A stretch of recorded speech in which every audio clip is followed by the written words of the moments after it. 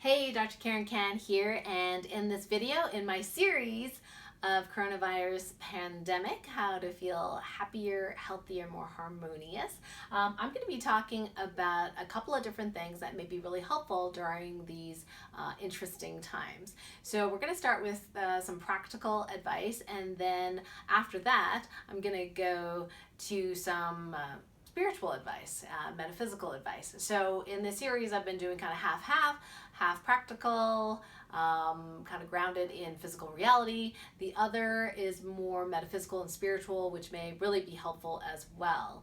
So the idea is, how do we remain and stay healthy and happy and feeling harmonious, even though we are isolated at home, we have social isolation. This has been the first worldwide pandemic in my lifetime, in this particular lifetime, where we, have seen blanket stores closing, things not being shipped, the toilet paper aisles are empty, all that kind of stuff. So for many people, this is a stark reality, which is so different from the regular reality, and they may not have that flexibility of being able to navigate this new reality, at least the current new reality, very easily. So what I'm going to be sharing with you is some other ways of perceiving this particular pandemic in a way that will serve you. Now, just a warning, if this is the first time that you've watched this video or videos of mine, just know that these videos are not meant as medical advice, nor is it meant to replace medical advice, and it is only for people that are into holistic health and well-being. I want you to make sure that you connect to your own inner wisdom as to whatever I say is whether that resonates with you or not resonates with you. So take full responsibility of whatever you learn here. Now, if you are not holistically minded, then it's best you don't watch the rest of this video. And if you are, however, then you'll probably enjoy it. And if you do enjoy it and you know other like-minded, holistically minded people, you can certainly share it with them as well. So the first practical piece of advice related to staying at home isolated because of the coronavirus pandemic is that there is an opportunity for us to become physically healthier in many different ways, aside from increased self-care and aside from increased self-reflection and meditation and stillness. So one of the things you can do is actually do like a gentle cleanse. And this is a way in which you can do this that is not very harsh on the body and may be really helpful for you to release those extra fat pounds that you may feel is not healthy for you or you prefer not being there.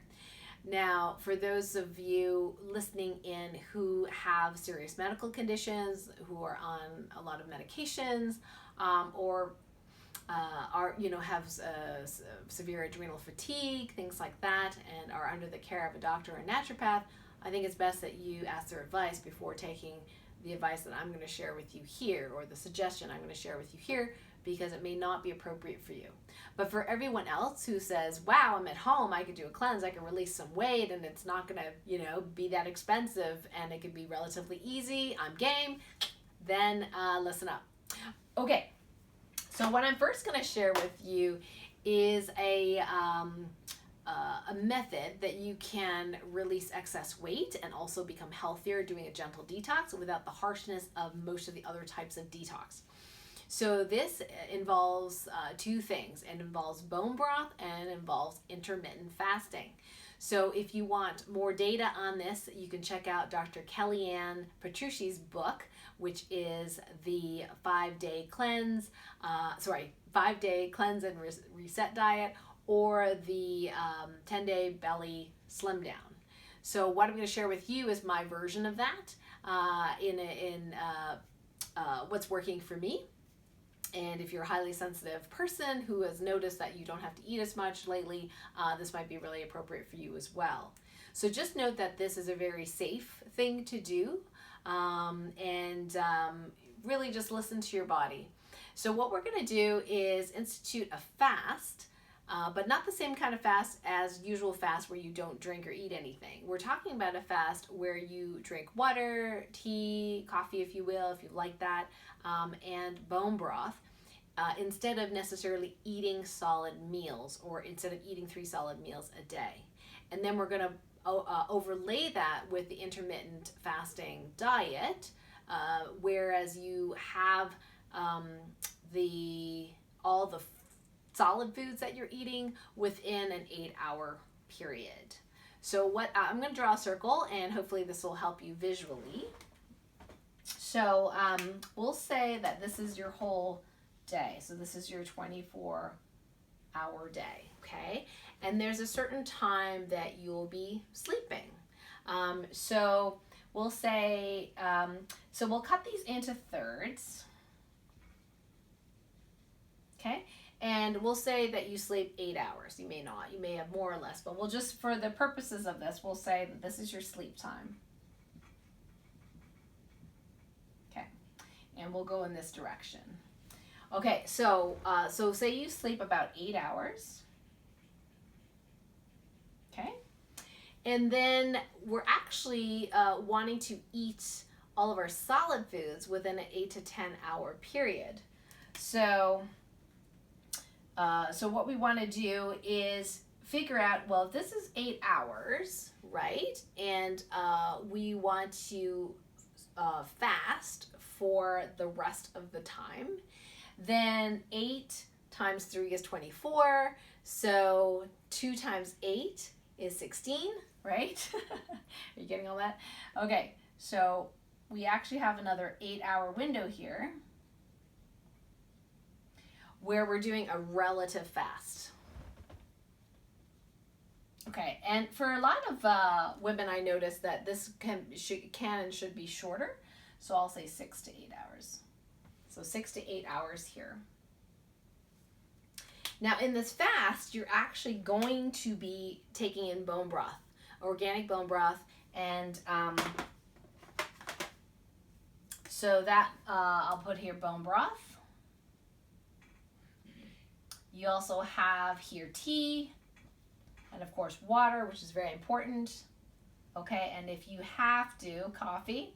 I know Dr. Kellyanne loves her coffee. I'm not a big coffee fan, but it's all good. If you need your coffee, drink your coffee. So that's your relative fasting time there. So what are you doing for the other, 8 hours here where you're supposed to be eating? Well, you can, now you don't necessarily have to do all their fasting in this part of the journey, because a lot of people will get hungry while they're during the day, right? So what we can do is go, wow, before you go to sleep, there's certain hours that you probably wouldn't be eating. So let's just say, for argument purposes, that you go to bed at, say, 10 p.m., right? So you could have like between 9 and 10 is an hour, 8 and 9 is an hour, 7 and 8 is an hour, and we'll say, okay, so say 7 to 10 you're not eating. So you could actually have, in this case, you can have another 3 hours here. See how that goes at night? And then that would change this part, because you're not going to usually eat that late at night. So that'll change this part to about 3 to 5 hours. Okay. So this is going to be, breakfast, lunch, and dinner is all going to be in this area. Let me see if I can grab a different color here. Okay. So this part is where you would be eating any sort of solid foods. So if you're sleeping at night, you wake up at whatever time that is. We'll say you wake up at 8 p.m. or sorry, 8 a.m. 8 a.m. So 9, 10, 11, 12 p.m. might be when you break your fast.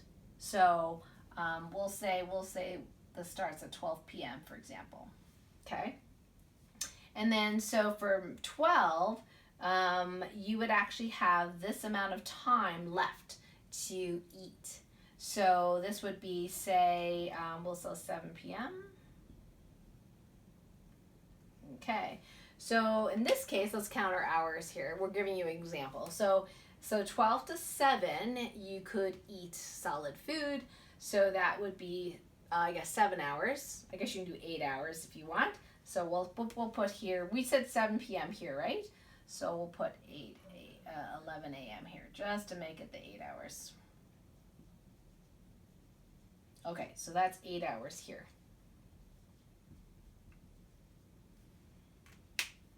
So this is where you're going to be eating solid food.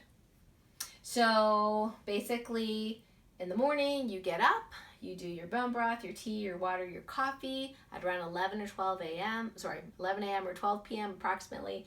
Then you would eat your lunch. Now, what I do actually is one step further.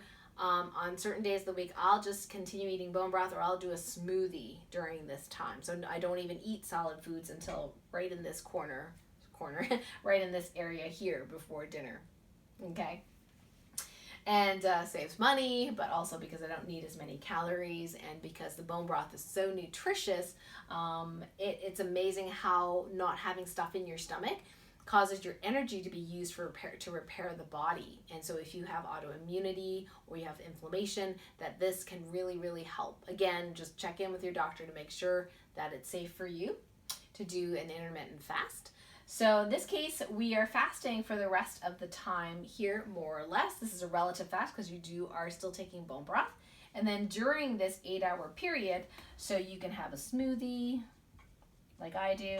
You can have more bone broth. And you could have a solid lunch and dinner if you prefer. Okay, so I definitely have a solid dinner every night, and sometimes a solid lunch as well as a smoothie. So it kind of depends how I feel. I notice that when I do a lot of one-on-one healing work, I actually need more calories, which is really interesting. So I'll actually eat a bigger meal for lunch and dinner, but having it in this area. And then after 7, stop eating. Or if you are here is 12, then here would be 8 p.m. you stop eating, and then you have your fast at night, where you're just, drinking water and not really eating anything. So how much bone broth, should you eat? Well, it depends on your appetite. Of course, I have some tools that I use as well, including the LifeWave patches. So that helps keep my energy even, my blood sugar even. So I actually don't really feel hungry during the day. And if I do, I eat. So really follow your body and figure out what works for you. Experiment a little bit. Okay? Yeah, so during this coronavirus pandemic, it's a great opportunity to do a little gentle cleanse where you don't eat as much solid food so that your body can rejuvenate itself. So it can literally become younger when you do intermittent fasting as well. Just make sure you're very well hydrated, and I would recommend definitely, if you don't already take a multivitamin mineral formula, that's always a great idea to do as well. Okay. So that's our little practical piece. So what's our metaphysical piece for today, our lesson for today? Okay, well, we're going to talk a little bit about focus. So the focus of our minds, because how it works in metaphysics is whatever our minds focus on, we get more of. They say, as our attention goes, energy flows and results show up. So where is your focus? Where's your attention? Now, of course, these days, a lot of the attention is on the coronavirus. Okay, coronavirus this, coronavirus that, news reports, blah, blah, blah, so to speak. So oftentimes people can't help but to notice that, what's going on. And here's the thing is that if you want to create a new reality that is healthier and happier, then what you want to do is refocus your mind on what it is you desire to manifest versus what you don't want. So we can actually make a chart on this. And if you do divine muscle testing, this is a great chart to muscle test. Okay. So we'll say the plus here represents what it is you desire to create in your reality, And the minus is basically letting other people create your reality for you, which may not be what you want, okay? So what you can test is what percentage of your attention or what percentage of your focus is actually focused on what you desire versus what you don't desire. So you can get an overall score here. Okay, so you want a percentage focus here, percentage focus here. Now, beyond that, this is really cool. You can actually test as far as, say, we'll talk about physical health. So what percentage of your focus is on your positive desired physical health? So in other words, if you've been focusing on the coronavirus and not getting infected and all that kind of stuff, it's all around being not infected. So that would be here in this category. On the other hand, if you're focusing on your diet, self-care, you know, those kinds of things, seeing yourself, experiencing yourself in your mind as fully happy, healthy, making plans for the future, being healthy and healthy, whether you're an athlete or a mom or whatever it is, then you probably will have a higher percentage over here. You can also do this for money. Is most of your focus worried about money or not having enough money versus, which would be put a higher percentage here on this end, or do you see and feel yourself fully abundant on a daily basis, which you would have more percentage here, right? So if for example, most of your attention has to go with, oh my gosh, how am I going to pay my bills? How am I going to pay this? I don't have enough money. I don't have money. The universe goes, oh, okay, most of your attention is not on having not enough money. So great, we'll give you more experiences of that, right? And most of us are like, no, that's not what we desire. So you have to actually be disciplined in seeing and feeling and imagining your ideal new reality, because that sets up a resonance of that field, and the universe has to match that field. But you can actually measure it with divine muscle testing. How much is my focus on prosperity and abundance versus how much is it on scarcity and debt and whatever? So you can use different words for that. So you can check your overall with relationships to the coronavirus, for example. You can check your physical health, you can check your mental health, you can check your emotional health, you can check your financial health, your relationship health. And so it's really cool that if you know divine muscle testing, you can actually check these percentages and do some healing around it. So we don't, I can't, share with you how we would do healing, topican healing on this necessarily, because, it becomes more complex in terms of sometimes you need to know something or understand something, and we can muscle test that. So that could take a really long time to explain all of that.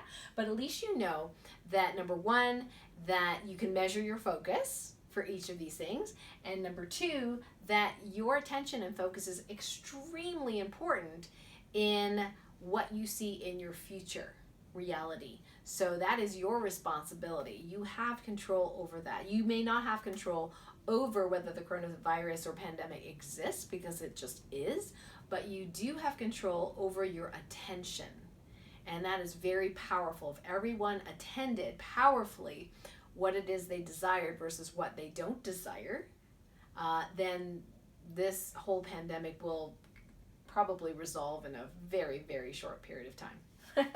So I hope this is helpful. If it is and you love it, awesome. Comment below. If you have some other suggestions related to any of these things, please comment below as well. And if you find that this is very helpful for you, and you have some like-minded friends or family members that would enjoy it, please share it with them. So until next time, bye for now. Lots of love.